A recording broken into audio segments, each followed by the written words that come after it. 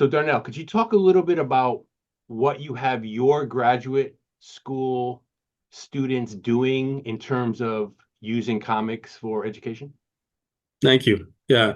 So going back to the whole idea of multimodality, multiliteracies, if we often like to think about it in terms of books, like you can read and you can write books, right?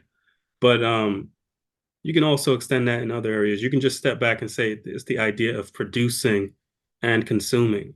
Like you become literate in a medium if you can produce and consume.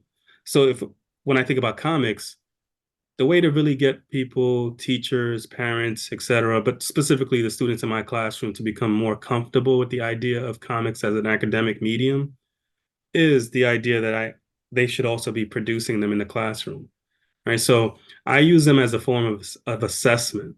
So the same way you can write an essay or you can take a quiz or you can get in front of a classroom and present on a topic, I give them the option to also produce comics. Not every student in my class produces comics, right? They also have the option to do podcasts or video essay. But for those who choose to do a comic, they'll produce a comic and it'll be their opportunity to express their understanding of whatever that topic that I'm asking them to discuss is, whatever topic it is, or whatever subject it is that I'm assessing them on.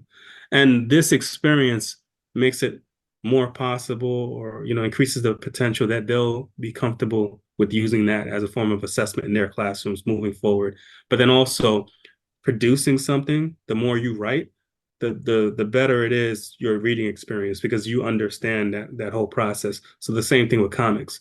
The more you create comics, the better of a comic reader you become because then you start to understand, oh, I can see why somebody might have produced a panel in this way or put the word balloons like this or decided to do a splash screen instead of multiple panels on a page or whatever decision they're making as they're creating the comic. So that's what I do in the classroom.